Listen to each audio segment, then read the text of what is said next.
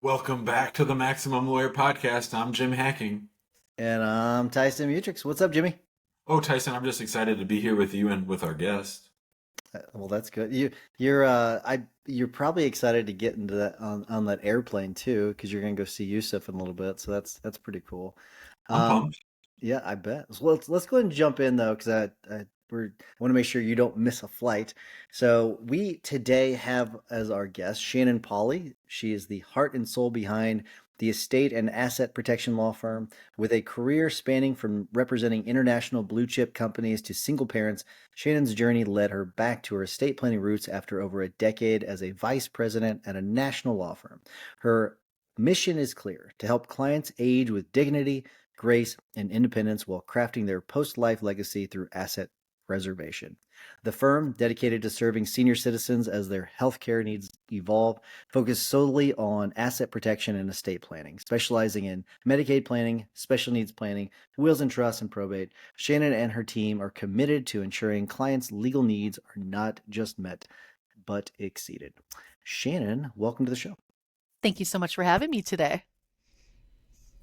Shannon, tell us, how long have you had your firm and what was your sort of walk up to that, like from law school till you had your own firm?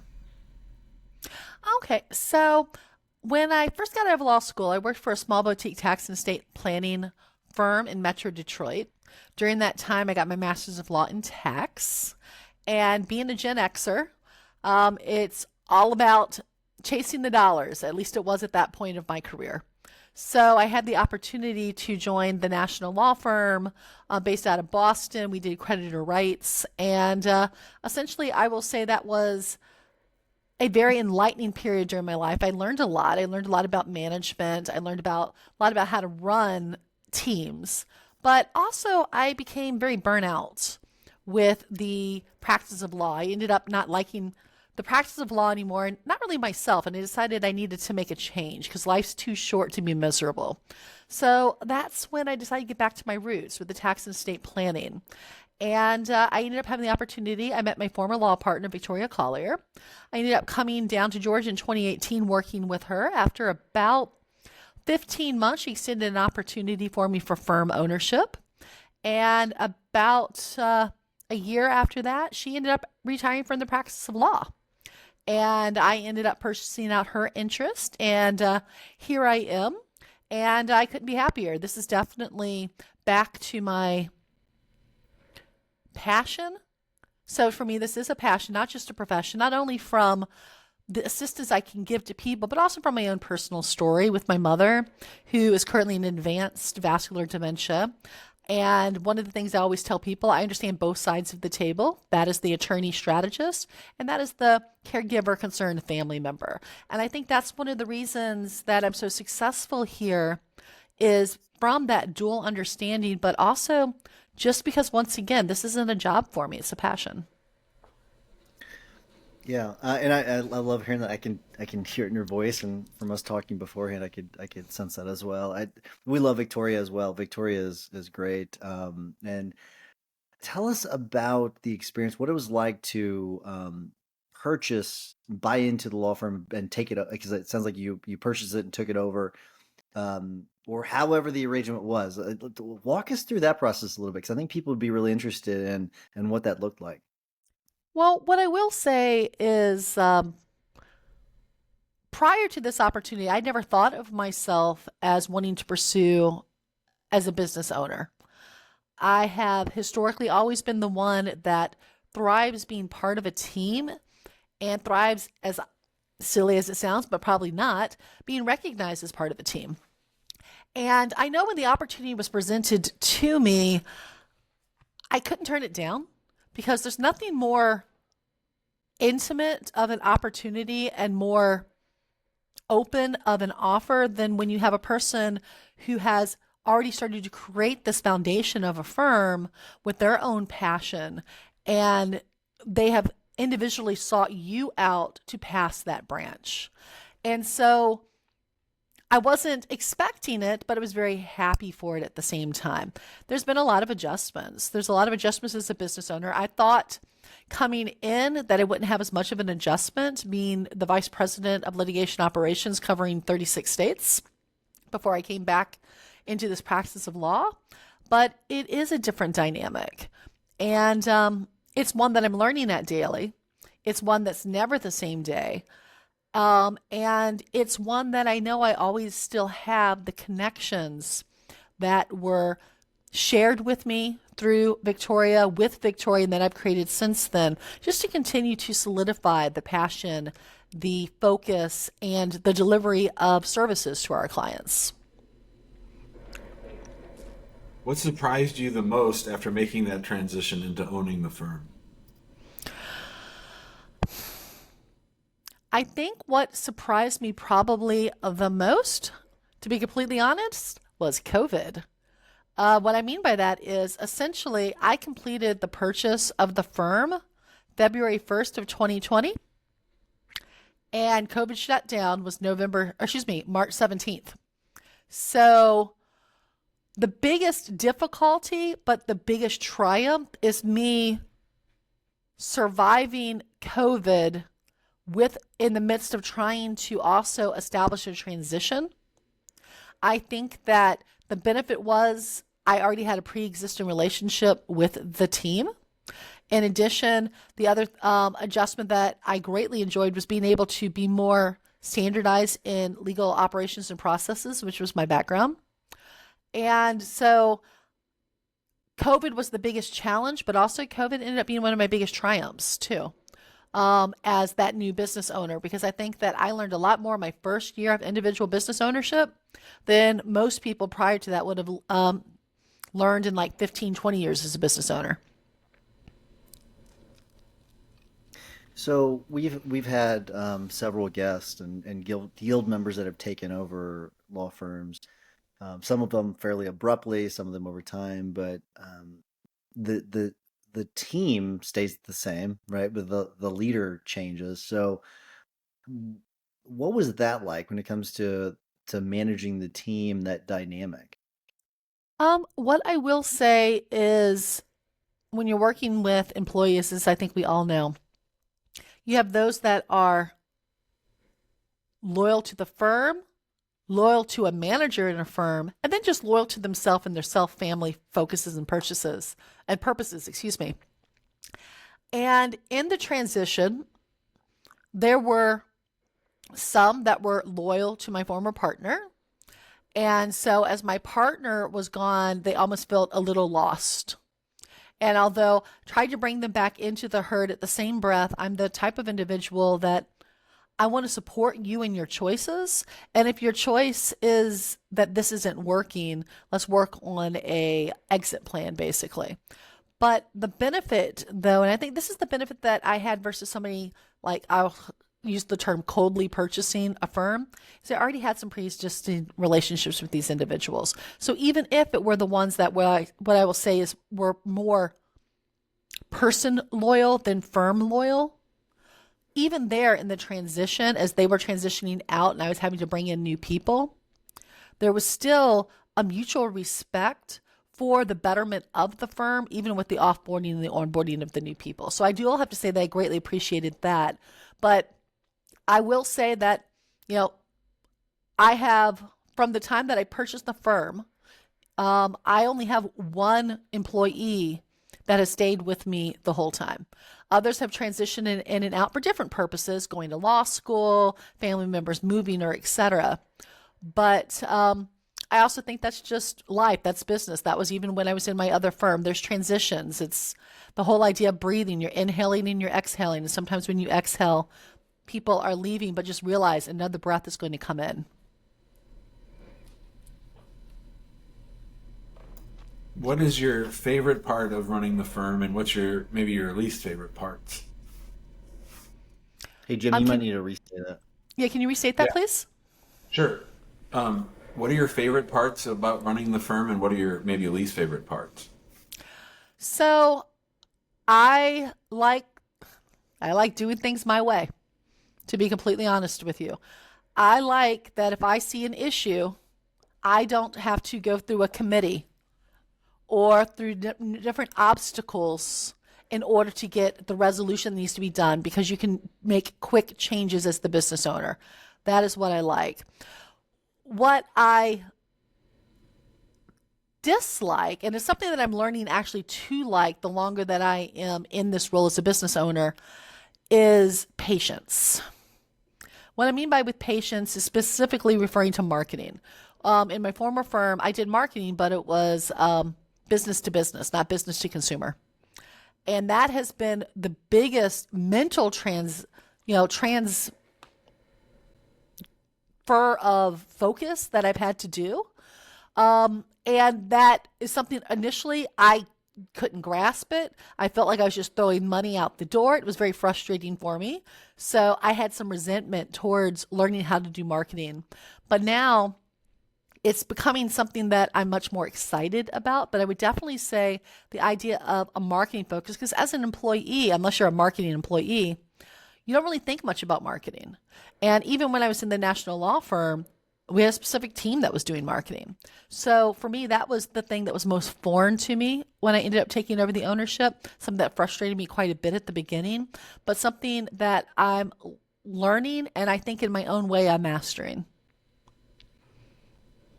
What are your goals for the firm? Do you have a certain size that you want to get to? Are you wanting to expand into other states? Because you've worked for, a national law firm before. So what are your goals for the firm? Well, one of the goals I would like to do is, because I am also licensed in the state of Michigan along with Georgia, is I would like to get a presence in Michigan. For two reasons. Number one, I've got family up there. I want to be stronger in that estate planning community up there, especially with the governmental programs to help with long term care for the personal reasons. But also, that just means I can branch it off to help more people. I see the firm, in my view, as a social advocacy opportunity that actually I was just talking to my team about this today, that how honored we are to be able to work with individuals that have been in positions of peril, of isolation, of depression, just because life happens. But when life happens, we're not always prepared for it. And being able to be advocates for them, not only in the proactiveness of preparation, but also in the reactiveness to situations you weren't ready for. And so I'm looking forward to seeing the firm continuing with our relationships with groups like the Atlanta Journal Constitution and other groups just to get the message out. I I'm not looking to take over the world. What I am looking for is to make the world a better place. One thing that I've always wondered about elder law is it seems like a lot of people wait until the last minute to deal with their problems. How do you handle that from a marketing perspective and like a reaching out to potential clients aspect? Okay. So, one of the things that I will emphasize is the niche that I'm focusing on with my firm is actually trying to help people with long term care needs due to the mind or body starting to have ailments affecting their ability to live independently. Now, one of the things I will emphasize is this isn't just marketing to people when they're in that situation. This is when sitting down and me having the opportunity to speak with like the IBM retirees, to be able to sit down and talk with women's groups, women that are ranging from young families all the way up, so they can actually start the discussion about the issues that happen and how you need to be proactively prepared throughout. And estate planning is not just something you do after you retired and when you start getting sick, which is a misconception a lot of people have, even though that's the niche that I focus upon to try to help people. But part of helping people for that niche is also properly preparing people before they get into that situation. So this is more of a process question, because I am wondering what kind of processes you had in place for the practice areas that you practiced, compared to what maybe Victoria had in place before you purchased the practice, and how those had to change. Because like management's one thing, and dealing with culture and all that, but like the actual process is different too. It And is. so how did that change?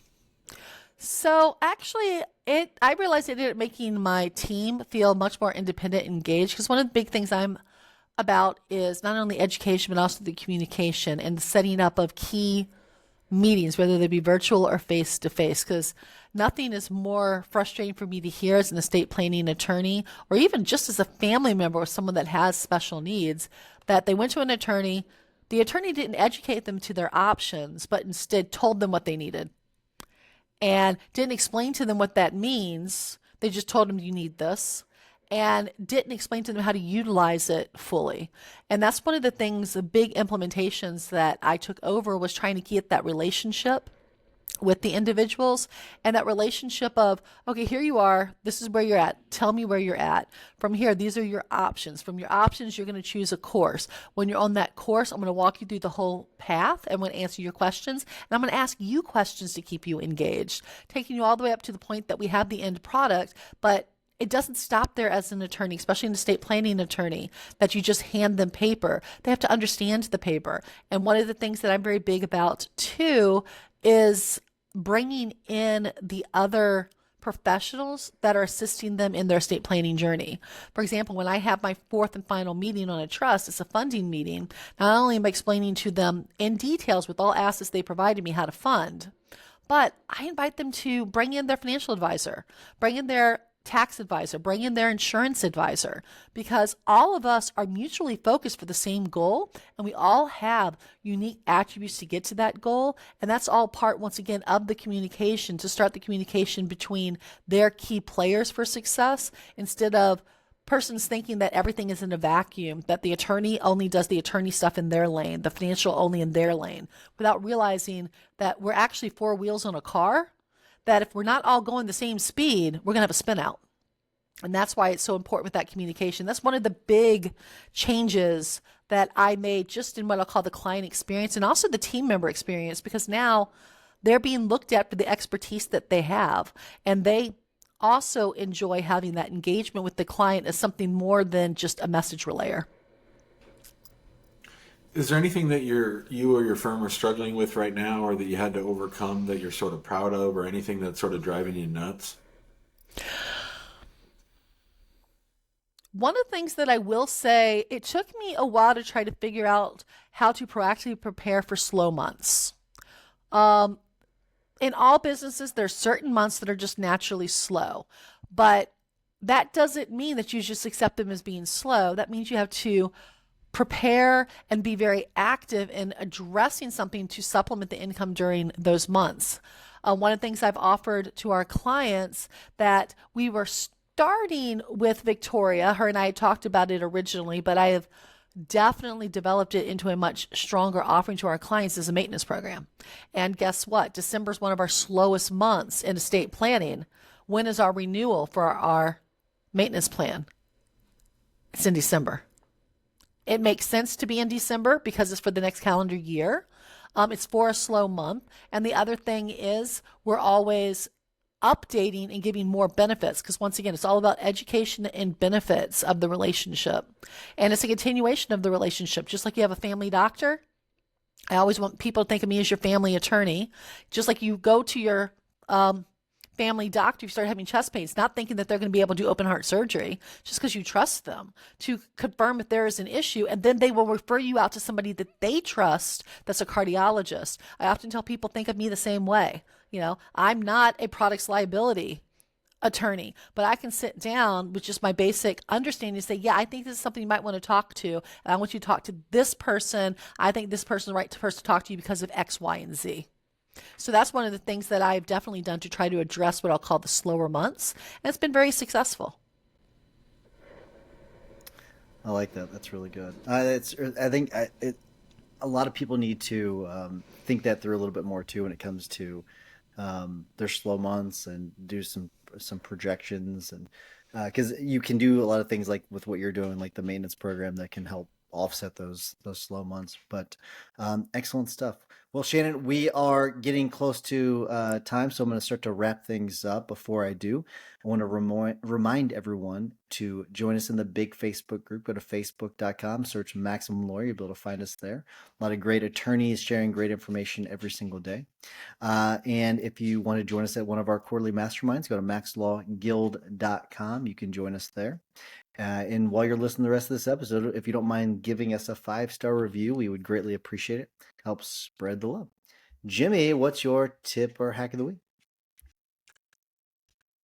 One of the great things about having Maximum Lawyer and being part of this with you is that people sometimes confide in us when they're struggling. That's sort of like one of my favorite things. And I'm always reminded of the courage it takes to let someone else in and know things that are scary or hard or that you want to change. And so I just want to say to anybody out there who's suffering, tell one other person. It can be your spouse, it can be your dad or your mom, it can be your therapist, it can be your partner or whoever it is. Just don't suffer in silence. There's great power in sharing it with somebody else, because I think a lot of the baggage that we carry around is just in our head, and just by speaking it out into the world, it loses a lot of its power, and it gives you that maneuverability, that space you need to make a change.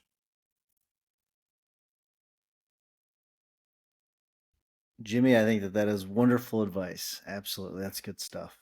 Shannon, we always ask our guests to give a tip or a hack for us. It could be an episode, podcast that you listen to, a video, a book, a quote, you name it. What do you got for us? Here's my comment. I'm very big on mindset. And I think as a business owner, you have to have a positive mindset. And a key book that if persons have not read, I encourage you to read is The Gap and the Gain. The Gap and the Gain, because so often as business owners, we are so focused on our next goal that we don't celebrate the accomplishments that we've made that have gotten to you where you are today. So if I want to give a tidbit to someone to be much more successful with their mindset as a business owner, read The Gap and the Gain. That's good. I like it. Yeah, we've had a couple of people mention that in the guild as well. I think Jim has read it. I'm not 100% sure about that, but excellent stuff. For my tip of the week, I saw somebody complaining about grocery shopping the other day about having to take the time to do it. But for those of you that have Instacart, and this is a little tip for you, you can plan your recipes for the week going into there's the collection section in the app, and this is related to law firm owning because it's going to save you time from going to the damn grocery store, and you can actually free up your time and do more work if you need to do more work or spend time with family. But the you can go in there and you can click the recipes that you want, the ones that you want to cook. You select them, and then it will add those items to your cart, and then you can do your grocery shop, and you can have those things delivered. That way, you're not having to do all your meal planning and everything else.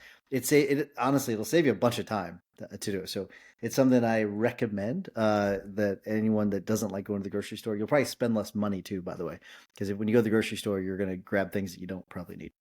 You'll do more planning if you do it through the app. But that's my tip of the week. Shannon, thanks so much for coming on. Really appreciate you sharing your story and about what everything that you're doing. So thank you so much for coming on. Really appreciate it.